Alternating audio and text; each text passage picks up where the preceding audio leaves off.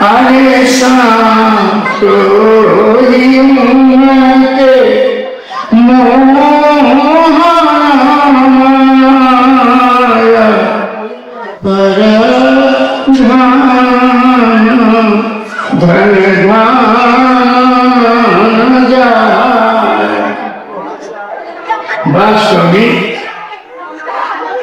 संत लोग जो होते हैं ना, इनको दया नहीं होती।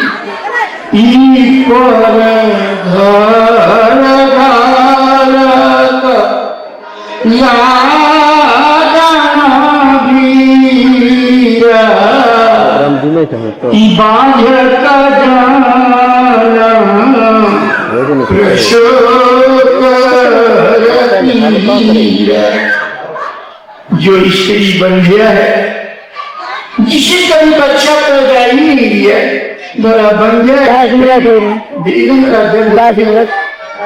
10 मिनट।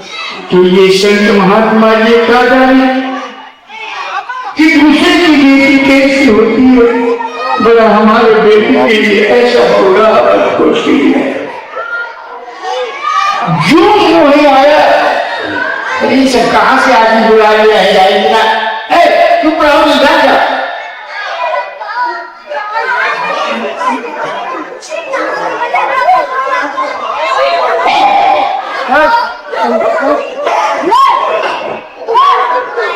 मानव शिक्षात का द्योतक है। गाली गाली कोई ऐसी चीज नहीं है कि गाली केवल आप दे दो, ये गाली तो अलग गाली। जब मैना कुछ शांत होती है, आप अगर इधर से खड़े होते तो हम इनों की तरफ हमारी नजर होती तो शायद कुछ शांत होती। अगर श्रवण इसकी आवाज चली जाए तो माया में कोई शक्ति नहीं है कि आपको मनुष्य बनने से रोके। फिर दूसरे जन्म में आप मनुष्य शरीर पाएंगी और इस राम कथा के प्रति आपको रोचकता आएगी और आपके जैसी सीता थी, सावित्री थी, मदालसा थी, अनुसुईया जी थी, जो केवल एक भगवान के नाम का स्मरण करके महान संत के रूप में आए। मीराबाई आप जानती होंगी, मीराबाई के सास का नाम अगर आप लोगों से पूछा जाए कोई नहीं बताए, लेकिन वो सास जो मीरा को नाना प्रकार की कुत्सित शब्द कहती थी, आज उस कुलवंती सास को जानने वाला इस संसार में कोई नहीं है, लेकिन मीराबाई का नाम सब लोग जाने। इसलिए कि मीराबाई ने उस परमात्मा के लिए इस संसार को छोड़ा। तो निजी के राजा आखिर जब मैना का क्रोध कुछ शांत हुआ तो नारद जी ने कहा, मैना तुम जो भी कह रही हो कि तुम्हारे सारी कथन भ्रम है, जिसे तुम अपनी पुत्री समझती हो ये तुम्हारी पुत्री नहीं, ये तो जगत की अम्बा जगदम्बा है। हे जगदम्बा तव सुता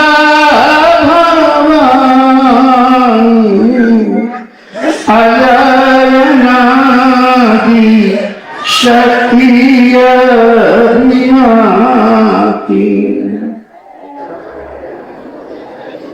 ये तो अजा है, अजन्मा है, अविनाशी है, ये सदा शंभु अर्धंग निवासी, ये सदा भगवान शिव के बाएं भाग में सदा से इसका स्थान।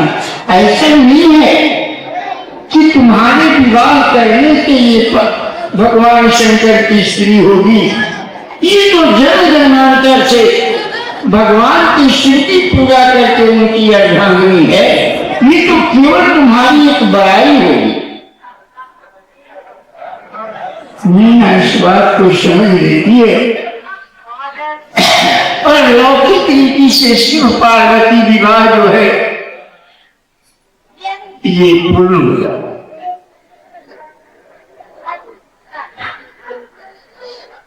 ब्रह्मा जी का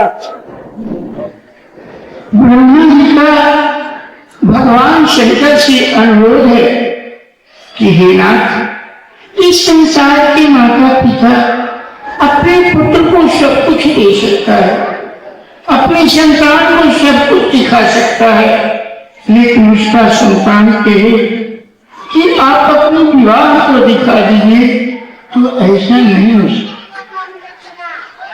अर्थात ब्रह्मा जी का सीधे विवाह करने के लिए कहने में भय, कारण कि शिव पार्वती विवाह तो शाश्वत है ना।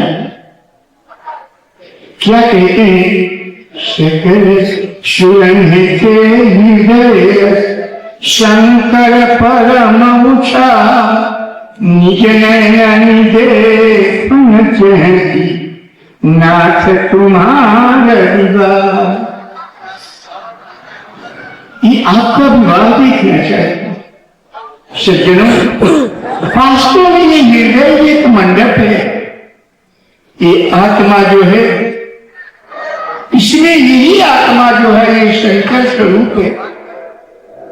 कोई ऐसा नहीं कि शंकर जी का बाहर जो पिंडी रोप दिया गया, बाबा विश्वनाथ का मंदिर, देवघर में बाबा का मंदिर, वास्तु शंकर जी का मंदिर तुम्हारे हृदय में है। यही ज्योतिर्लिंग प्रतीक है, जिसने अपने जीवन में उस स्वरूप को, इस अभिजित आत्मा को, इस ज्योतिर्लिंग का दर्शन किया तो मोक्ष पद को पाया। ऐसे ही महापुरुष का मंदिर काशी विश्वनाथ है, बाबा देवघर। और इस हृदयस्थ बाबा शंकर को प्राप्त करने के लिए आवश्यकता है प्रेम रूपी पार्वती की, श्रद्धा रूपी पार्वती की। श्रद्धा के साथ जिसने उस परमात्मा का, उस एक नाम का श्वास पर जाप किया, इस विकसित बहिर्मुख इंद्रियों को अंतर्मुख किया, उसने इस ज्योतिर्लिंग का दर्शन करके शिव स्वरूप हो गया। अतः ब्रह्मा का अर्थ होता है वो जो शाश्वत सत्य है। जब तक जीव अपने अंतर जीवन में नहीं कर लेता, तब तक वो शाश्वत सत्य तुम्हारे लिए प्रेरक नहीं। बहुत लोग प्रश्न करते हैं कि जब ये शंकर, ये राम सब हमारे अंतराल में है, नाम के कारण वो इसी को शंकर कह दिया, यही राम है। आप ही बताइए कि एक प्रधानमंत्री हमारे देश में है, कोई इतना मारा मारी, और अगर भगवान का कहीं, भगवान भी अगर 2-4 होता तो वहां पर इलेक्शन होता। भगवान एक है, उसी परमात्मा को स्थिति के रूप में हमने उसको क्या कह दिया, हमने उसको विष्णु कह दिया। ये पालन पोषण करने वाला संहारकारी देवता के रूप में हमने उसको शंकर कह दिया, और सबको जन्म देने वाला, बनाने वाले के रूप में हमने उसी को ब्रह्मा कह दिया। अन्यथा केवल वेश बदल लेने मात्र से हम एक दूसरे के विरोधी हो जाए, इसके बड़ी को मुक्ति और कुछ हो नहीं। ईश्वर एक है, वो तो नहीं हो सकता। और अगर कोई कहता है कि ईश्वर 2 है, तो इससे बड़ी मूर्खता और कुछ नहीं। तो जब तक भजन के द्वारा पर सुप्त आत्मा जो हमारे अंतराल में है, इसको जागृत नहीं करेंगे तब तक आप कुछ करो, चोरी करो, झूठ बोलो, बेईमानी करो, पराई स्त्री पर दृष्टि डालो, ये आपको कुछ नहीं है। लेकिन जिस समय भजन के द्वारा ये आत्मा जागृत हो जाती है, ये तुमको चलाएगी, तुमसे वैसी बात करेगी जैसे हम और तुम बैठ करके बात करें, घंटों बतियाएं और संपर्क न करें। ऐसे भगवान आपको चलाए। लेकिन जब तक ये प्रेरक के रूप में हमारे हृदय में नहीं है, तब तक आप कुछ भी करो। वो मनुष्य है या पशु है, दोनों बराबर है। इसलिए बाबा जी ने क्या कहा, रामचंद्र के भजन दिन जो नर चह निर्वाण, ज्ञानवंत सोनर पशु एक राम के भजन के बिना मनुष्य क्या है? कहा एक पशु है, उसको पूछ है। जो राम का भजन नहीं कर रहा है वो भी एक पशु ही है। मात्र फर्क इतना ही है कि उसको पूछ नहीं।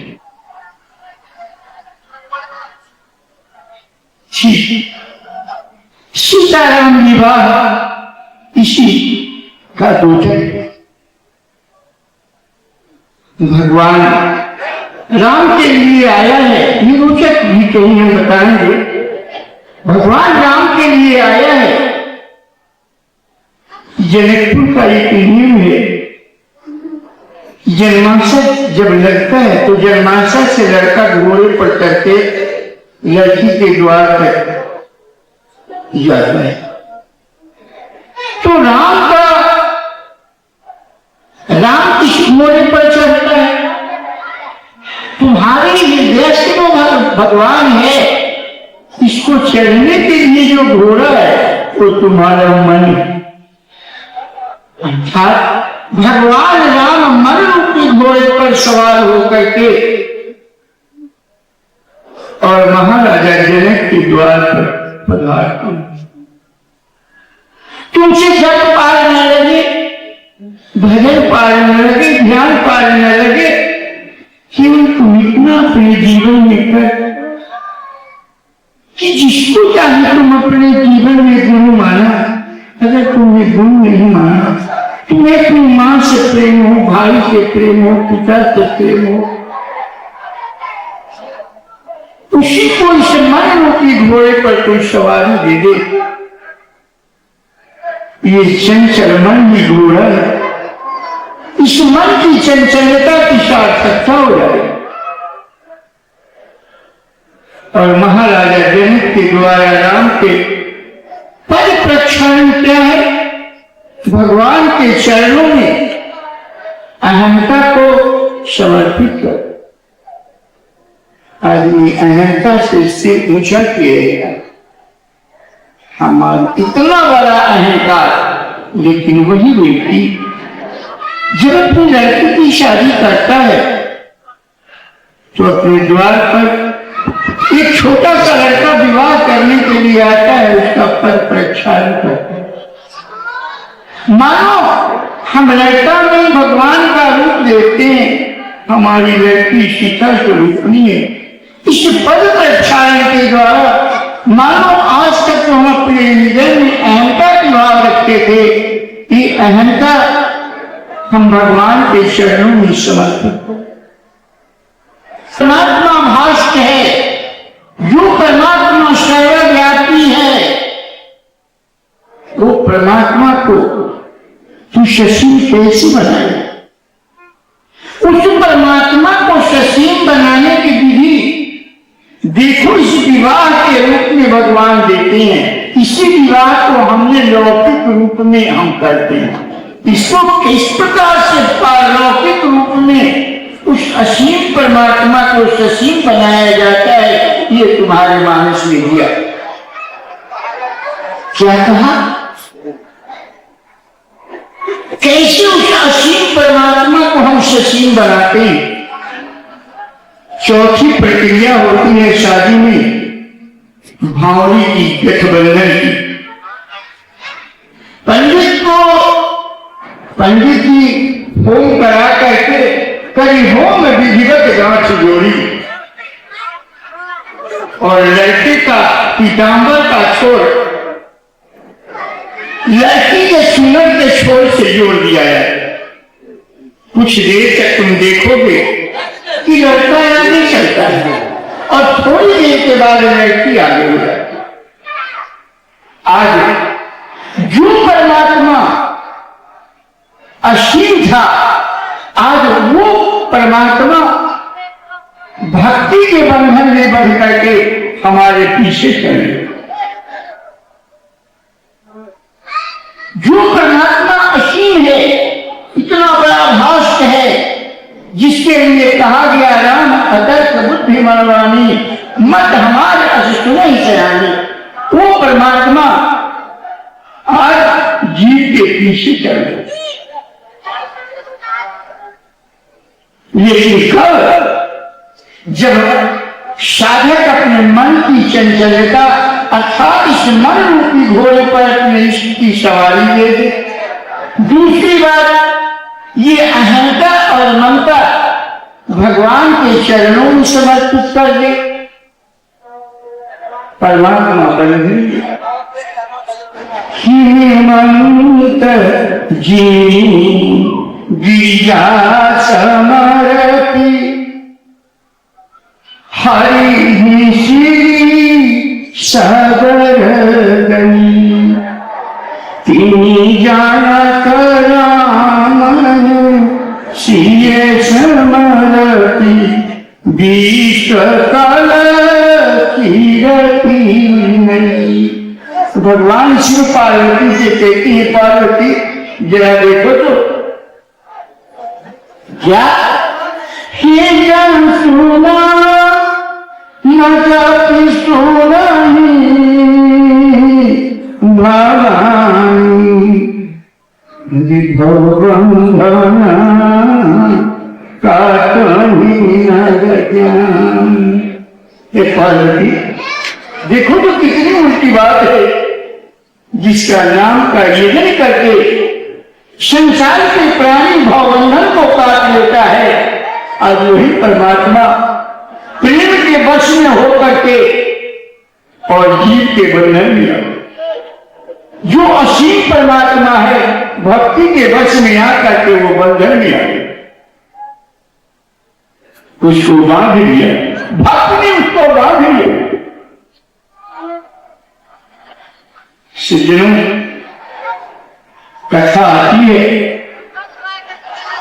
कि निशाचर कुंडी बहुत बड़े भक्त हुए हैं। श्रीमद् भागवत का आख्यान है,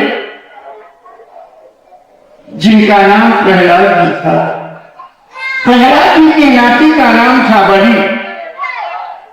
बलि बहुत धर्मात्मा, और इस पृथ्वी नहीं, वो आकाश पताल, इस पृथ्वी ब्रह्मा की बनाई हुई जहां तक सृष्टि है, वो सारे सृष्टि का एकमात्र डाला हुआ। सारे देवताओं का घर छुड़ा लिया, सभी देवता लोग राजमान करने लगे। भगवान ने देवताओं की रक्षा के लिए ब्रह्मचारी ब्राह्मण ब्रह्मचारी का रूप बनाया और बलि के द्वार पर पहुंचा। बलि का नियम था कि जगवेदी पर बैठने के पहले जो कोई भी याचक उसके द्वार पर आकर उसको मुहागा नाम देता। भगवान पहुंचे याचक के रूप में। बलि जगवेदी पर बैठने वाला था कि एक जाकर के दास कहता है, महाराज द्वार पर एक ब्रह्मचारी आया, जाति याचना करना चाहता। बलि निकल के बाहर जाता है, कहा बोलो बोलो ब्रह्मचारी, तुम्हें क्या चाहिए? कहा महाराज मुझे 3 पग भूमि चाहिए, बहुत बिगड़ा। कहा रे 3 पग भूमि, तुम जानते हो कि ब्रह्मा की बनाई हुई जितनी सृष्टि है सारे मेरे अधीन है। मांगना ही होता तो कुछ भी लोग मांग लेता, नहीं तो कम से कम इतना तो होता कि मुंगेर जीरा भी मांग लेता। 3 पग भूमि मांग करके तुमने मेरी तौहीनी की। बहुत जब उसका क्रोध शांत हुआ तो शुभ्रमचारी ने कहा, सरकार गुस्ताखी माफ हो तो मैं कुछ कहूं आपसे। कहा, हे सरकार, चाहे ये संसार के प्राणी जितना भी कमा लो, जितना भी लूट मार करके तुम संपत्ति अरज लो, जितना घोटाला करके संपत्ति अरज के अपने घर में रख लो, लेकिन मरोगे तो जरूर। और अगर मरोगे तो मुसलमान हो तो 3 पग भूमि खोद के गाड़ देगा, और अगर हिंदू हो तो 3 पग भूमि पर जलावन लगाकर उस पर लेटा करके सलाई मार देगा, जल दिला। अंत में तुमको 3 पग भूमि की। और फिर ये बताइए, ये 2 पग भूमि वाला ये 3 पग भूमि देगा कहां से? इसको पग तो 2 ही है। इसलिए ये सरकार, वास्तव में इस संसार में आत्मदर्शी महापुरुषों की बहुत कमी। इस मर्म भेद को आप